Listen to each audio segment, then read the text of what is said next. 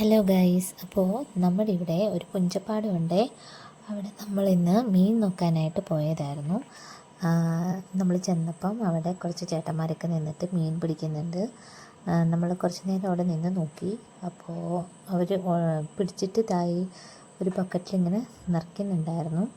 അപ്പം തന്നെ വല വീശിയിട്ടാണ് അവർ മീൻ പിടിച്ചിട്ടുള്ളത് കേട്ടോ. അതുകൊണ്ട് തന്നെ പിടയ്ക്കുന്ന മീനായിരുന്നു. അപ്പം ഞങ്ങളവർ വല വീശുന്നതൊക്കെ കുറച്ച് നേരം ഇങ്ങനെ നോക്കി നിന്നവിടെ.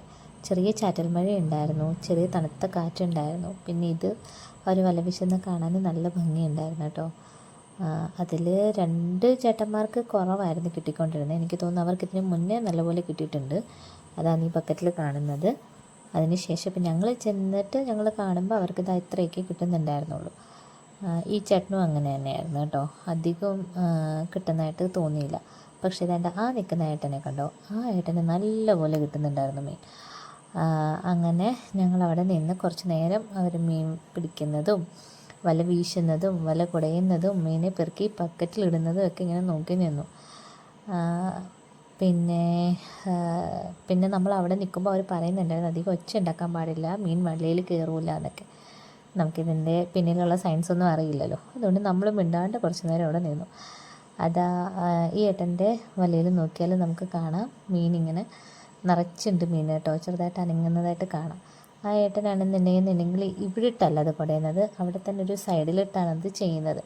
അപ്പോൾ എനിക്ക് ക്യാമറ അവിടെ വരെ ശരിക്കും ആക്സസ് ചെയ്യാൻ പറ്റുന്നുണ്ടായിരുന്നില്ല. എന്നാലും നമുക്ക് കാണാൻ കഴിയുന്നുണ്ട്.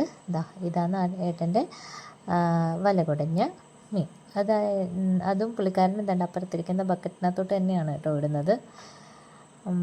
അങ്ങനെ നമ്മളും അവിടെ പോയിട്ട് ഒരു 150 രൂപയ്ക്ക് ഒരു കിറ്റ് നിറയെ മീനും വാങ്ങിക്കൊണ്ടാണ് വന്നത്. പിടയ്ക്കുന്ന മീനായതുകൊണ്ട് തന്നെ നമുക്ക് സമാധാനത്തോടെ കഴിക്കാമല്ലോ. വിഷമൊന്നും ചേർന്നതല്ല, നേരത്തെ ചത്തതല്ല. അവിടുന്ന് തന്നെ നമുക്ക് കാണാം അവർ തന്നെ പിടിച്ച് ഇങ്ങനെ നമുക്ക് തരുന്നതാണ്. ഈ മീനിന് ഇവിടെ ഊപ്പാന്നാണ് പറയുന്നത്. ഊപ്പമീൻ, പുഞ്ചയിലെ ഊപ്പമീൻ എന്നാണ് പറയുന്നത്. ഇവിടെയുള്ളവരൊക്കെ പറയും ഇതിന് ഔഷധമൂല്യം കൂടുതലാണെന്ന്. കാരണം ഈ പഥ്യം നോക്കുന്നവരൊക്കെ ഈ മീൻ കഴിക്കുന്നത് കൊണ്ട് കുഴപ്പമില്ലാന്ന് ഈ ഭാഗങ്ങളിലൊക്കെ ഇങ്ങനെ പറയുന്നത് കേൾക്കാം. എത്രത്തോളം സത്യം ഉണ്ടെന്നൊന്നും അറിയില്ല, പക്ഷെ അങ്ങനെ പറയുന്നത് കേട്ടിട്ടുണ്ട്.